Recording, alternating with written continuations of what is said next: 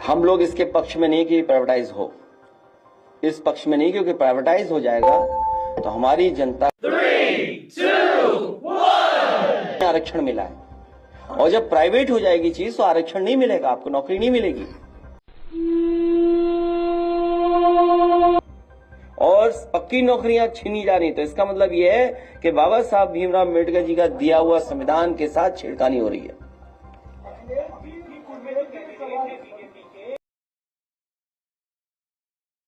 अयोध्या से आए हुए हम अपने सभी किसानों का धन्यवाद और आभार प्रकट करते हैं। साथ ही साथ हम सभी लोग बहुत आभारी भी हैं उनके कि इन परिस्थितियों में जहां सरकार समय समय पर डराती है, उनके अधिकारी अन्याय करने के लिए हमेशा तैयार रहते हैं, उस समय किसान समाजवादी पार्टी और हम पर भरोसा कर रहे हैं। मैं अयोध्या वासियों का और खासकर किसानों का बहुत बहुत धन्यवाद और आभार प्रकट करता हूं। अभी जब बात शुरू हुई तो ये कहा गया कि ये भारतीय जनता पार्टी के भी कार्यकर्ता रहे हैं और आज इनके साथ भी अन्याय हो रहा है। और सच्चाई तो ये है कि इधर जिस तरीके से सरकार काम कर रही है, भारतीय जनता पार्टी के लोग भी जानते हैं कि भारतीय जनता पार्टी उनकी सगी नहीं है। इधर जिस तरीके से भारतीय जनता पार्टी फैसले ले रही है, काम कर रही है, भारतीय जनता पार्टी के लोग भी ये महसूस कर रहे हैं कि भारतीय जनता पार्टी उनकी सगी नहीं है।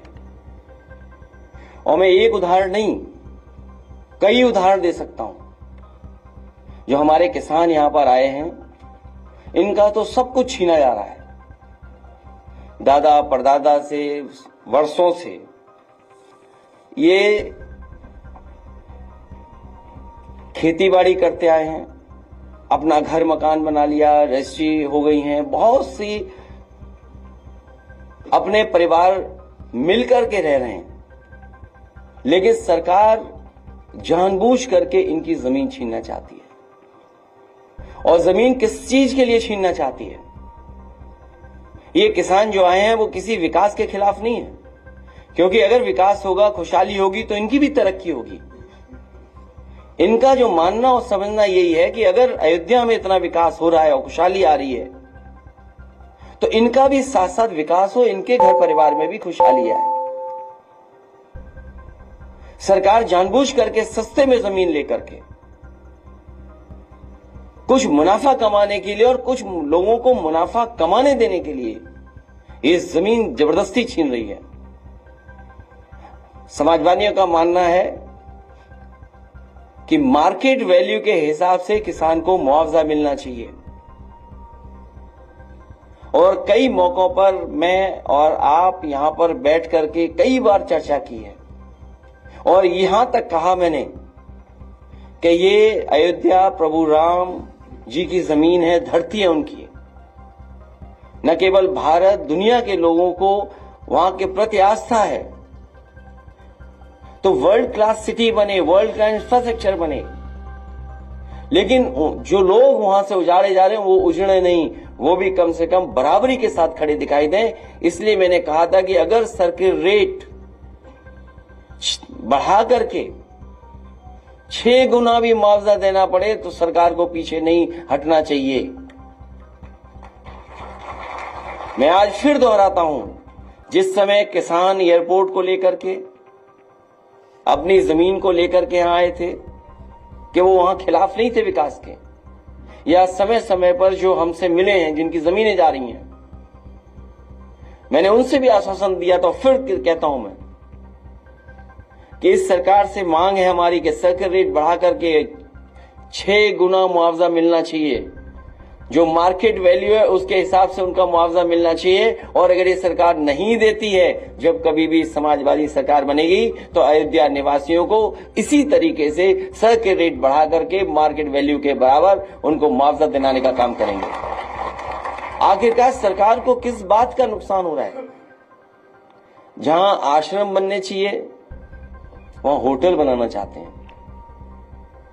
ये बात तो किसी को समझ में नहीं आ रही। अच्छे आश्रम बने, अच्छे रुकने का स्थान बने, धर्मशाला बने, वर्ल्ड क्लास इंफ्रास्ट्रक्चर के साथ चीजें बने, लेकिन अखबारों में विज्ञापन हम लोगों ने भी पढ़ा था कि 5 स्टार होटल बनेंगे।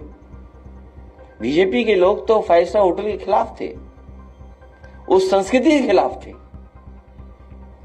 कम से कम बीजेपी के लोग ये बताएं कि 5 स्टार बनने के लिए उसमें बार होना जरूरी है कि नहीं जरूरी है, ये बता दे बस बीजेपी के लोग। बीजेपी के लोगों ने कहा, और बीजेपी के लोग बताएं ये बात, सरकार के लोग बताएं कि जो 5 स्टार होटलों के लिए जमीन दे रहे हैं, क्या 5 स्टार होटल उसको माना जाएगा जिसमें बाढ़ नहीं होगा? और हमने वो तस्वीरें देखी हैं, वो पानी का मां गंगा पर वो चलता जहाज देखा हम लोगों ने, जिसको कभी किसी स्टार की कैटेगरी में रखा गया था। उसमें हमने सबने तस्वीर देखी थी बाढ़ की। तो ये सरकार बताए आखिरकार किस दिशा में ले जाना चाहती है? हमारी समाजवादियों की मांग है कि विकास के खिलाफ नहीं है। अयोध्या वर्ल्ड क्लास सिटी बने, ये नहीं बना पा रहे हैं, समाजवादियों को मौका मिलेगा तो वर्ल्ड क्लास सिटी अयोध्या को बनाने का काम करेंगे। और समाजवादियों ने जो भी काम किए हैं आपको सब पता है, एक एक चीज वर्ल्ड क्लास है। जहां से मुख्यमंत्री जी अन्याय कर रहे हैं बैठ करके, जो सीएम हाउस है, लोक भवन, ऑफिस, जो लोग भी निकलते होंगे इसके आसपास वो देखते होंगे कि क्या ऑफिस बनी हुई है। मैं तो ये कहता हूं जिस ऑफिस में वो बैठे हैं उसके बराबर भी पिछले इतने सालों में एक बिल्डिंग नहीं बना पाई है। मुझे खुशी है यहां के किसान हमारे साथ आए हैं और उन्हें भरोसा है समाजवादियों पर। मिल्कीपुर में भी चुनाव है, वहां पर पीडीए के प्रतिनिधि लड़ रहे हैं चुनाव। पीडीए के प्रतिनिधि ही समाजवादी पार्टी के प्रत्याशी हैं और उत्तर प्रदेश का, देश का सबसे बड़ा उपचुनाव होने जा रहा है। मैं तो अपने तमाम जर्नलिस्ट साथियों से अपील करूंगा कि ऐसा चुनाव जरूर देखने जाएं, यहां पर देखने समझने जाएं, वहां की कवरेज हो और तमाम जानकार लोग हैं उनसे भी हमारा निवेदन होगा कि डेमोक्रेसी में ऐसा चुनाव नहीं देखा होगा, ऐसे चुनाव की स्टडी करनी चाहिए। ऐसे चुनाव की स्टडी हो कि आखिरकार चुनाव में जनता कैसे फैसला लेती है। और हम सरकार से भी कहेंगे कि ये चुनाव पारदर्शी हो और पारदर्शी उदाहरण पेश करे सरकार कि ये फेयर इलेक्शन हो रहा है, जिससे कि हमारे तमाम जर्नलिस्ट न केवल यूपी के, भारत के और दुनिया के भी आकर के देखें कि कैसे फेयर इलेक्शन होता है। ये उदाहरण पेश करें आने वाले समय में कि इतना फेयर इलेक्शन हो सकता है और किया जाता है। और सच्चाई तो ये है कि मिल्कीपुर में भी इनके पैर उखड़ते हुए नजर आ रहे हैं। और हम आपसे पहले भी निवेदन कर चुके हैं कि हमारे समीकरण की चर्चा ज्यादा मत करना आप लोग। अगर प्रेस के लोगों ने ज्यादा चर्चा कर दी हमारे पक्ष में तो सरकार वर्दीधारी लोगों को आगे कर देगी। बात तो खत्म हो जाने दो अभी।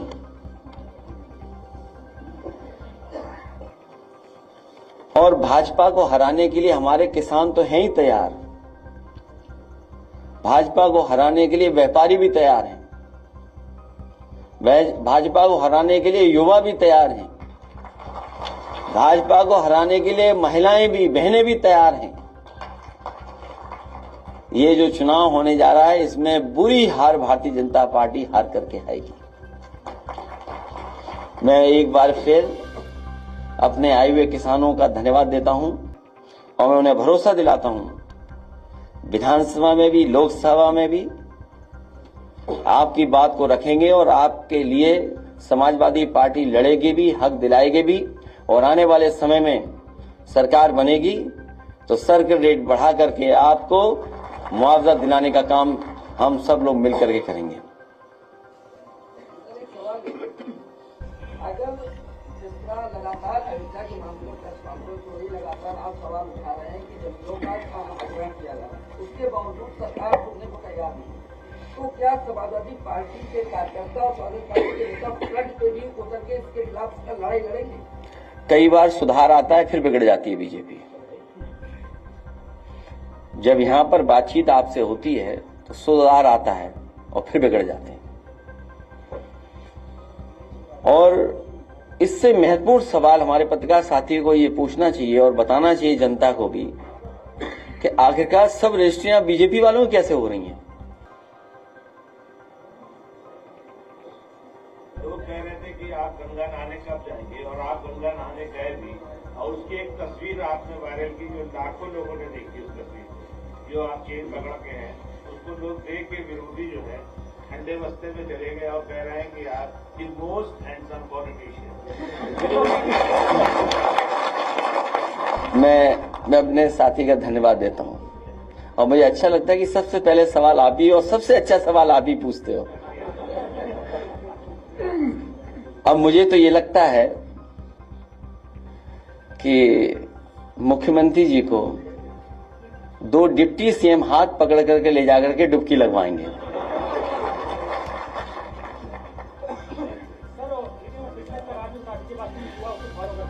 ये चर्चा का आज समय नहीं है, लेकिन अपने पत्रकारी साथियों को फिर कभी बुलाएंगे और हम लोग इन्हीं सब बातों पे मिल बैठ करके करेंगे।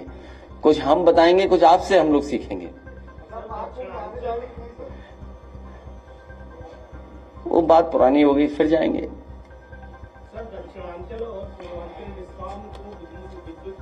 हम लोग इसके पक्ष में नहीं कि प्राइवेटाइज हो, इस पक्ष में नहीं, क्योंकि प्राइवेटाइज हो जाएगा तो हमारी जनता को फिर महंगा बिजली और तमाम सरकारी नौकरियां, जो बात हम लोग कहते थे संविधान के साथ खिलवाड़ हो रही है।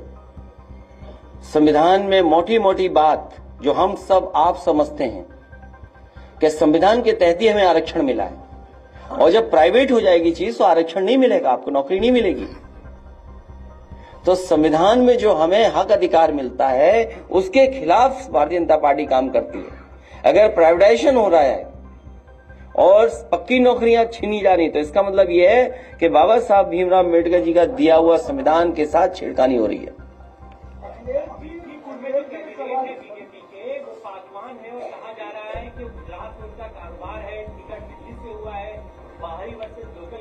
मेरा तो एक ही निवेदन और अपील रहेगा कि गुजरात वालों से बच के रहना। इसमें कोई दो राय नहीं, जितना समाजवादी के शासन में उत्तर प्रदेश के अंदर काल हुआ है और जितना देखा ये गया है कि समाजवादी ने जो काम किए हैं उसकी एक आस्था दी थी, लेकिन क्या वजह रही लगातार पिछले 2 बार समाजवादी बैकफुट करते रही, इसकी वजह क्या रही इतने काम कराने के बाद? ये भी अभी सवाल जाने कहां का है। हम अपने पत्रकार साथी को बता दें कि जब, हालांकि ये हमारे किसान और सभी लोग आए हैं, जब यहां पर सब स्टेशन के लिए जमीन लेनी थी घंटाघर के पास, तो क्योंकि जो घंटाघर के आसपास का सौंदर्यीकरण था तो वो सब स्टेशन नहीं हटता, तो स्पेस नहीं बन रहा था, एरिया नहीं निकल रहा था। तो समाजवादी पार्टी की उस सरकार में हम लोगों ने फैसला लिया था कि सब स्टेशन हटाया जाए, और जब सब स्टेशन हटाने का फैसला लिया गया तो जमीन वहां नहीं थी। और मेरे पास कई बार अधिकारी आए, उन्होंने कहा सब स्टेशन मत हटाइए क्योंकि सरकार का पैसा चला जाएगा अगर आप जमीन दूसरी लेंगे। कई बार वो फाइल वापस करना चाहते हैं कि सब स्टेशन नहीं हटे, और इसी के सहारे उन्होंने हमारे एक एमएलसी को भी मना लिया था, पटा लिया था।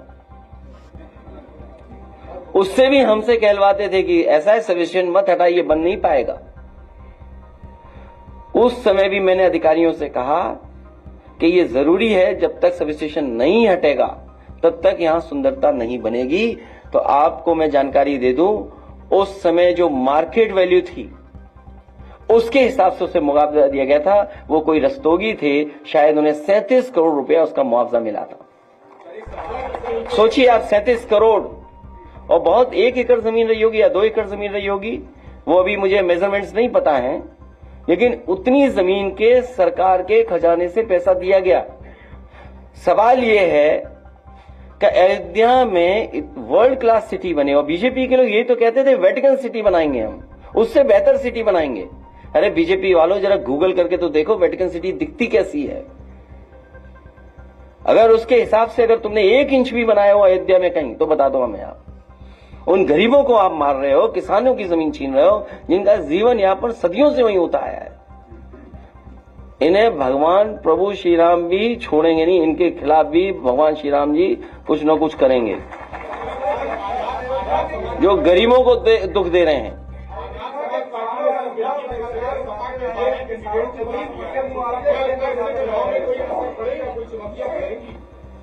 देखिए, समाजवादी पार्टी का प्रत्याशी पीडीए परिवार का है, वो लड़ने जा रहा है, वो मुकाबला कर रहा है। पिछले कई दिनों से काम हो रहा है, हमारा ऐतिहासिक जीत होने जा रही है। बस हमारा आपसे निवेदन है, हमारे समीकरण की आप चर्चा करते हो कई बार, हमें चैनल पर डर लगने लगता है। हमारे ही रास्ते पर भारतीय जनता पार्टी चलेगी, उस पर दूसरा कोई रास्ता नहीं है। जब भी उन्हें विकास के रास्ते पे चलना पड़ेगा तो हमारे ही रास्ते पर, ये पीडीए के रास्ते पर है। और देखिए पीडीए का कमाल क्या हुआ, कुंभ के मेले में हर खंबे पे पीडीए पीडीए लिख गया। आप पता करिए, आप जानते होंगे, हर खंबे पे पीडीए लिखा हुआ था। तो बताओ प्रभु श्री राम ने करा ये कि नहीं किया? बाद में जब सरकार को पता लगा तो हटवाने में लग गए, क्योंकि पीडीए का मतलब जो बीजेपी के अधिकारी को पता ही नहीं था, प्रयागराज डेवलपमेंट अथॉरिटी। सोचिए हमारा कितना प्रचार किया कुंभ में, अब सुना है कि सब हटवा दिए गए सरकार ने। सोचो ऐसी सरकार है। अयोध्या के किसानों का मुद्दा आप लगातार उठाते रहे हैं कि मुआवजे को लेकर दिक्कत है। लगभग 2 महीने पहले आवास विकास परिषद के सचिव नीरज शुक्ला ने प्रेस कॉन्फ्रेंस की थी, और उस प्रेस कॉन्फ्रेंस में जो है अयोध्या के किसानों की बात की। उन्होंने कहा कि हम लैंड पूलिंग पे बात कर रहे हैं कि लैंड पूलिंग के जरिए किसानों को जमीन दी जाएगी, किसान इस पे राजी हो कि वो अपनी पूरी जमीन देंगे और उसका 25% हिस्सा अपने डेवलप एरिया में देंगे। लेकिन किसान जो है लगातार बड़े ज्यादा मुआवजे की मांग कर रहे हैं, जो उनके लिए देना जो है लैंड पुलिंग या इस तरह की जो शब्दावली ला रहे हो, जो कई स्टेटों में सक्सेसफुल भी है, फेलियर भी है। ये लैंड एक्विजिशन का तरीका, पूरा सरयू नदी के आसपास लैंड एक्विजिशन हो गई। किसानों को कितना लैंड पुलिंग में मिला है अमाउंट बता दे सरकार हमें। अगर कहीं भी अयोध्या में किसानों की जमीन लेने के बाद किसानों को कहीं डेवलपमेंट के लिए जमीन दी गई हो, डेवलप करके जमीन दी हो, तो बता दें हमें। कानपुर में सभी कारोबारी कानपुर छोड़ करके जा रहे हैं। सोचिए कारोबार अगर चला गया कानपुर से, ये कारोबार तो ला नहीं पाए।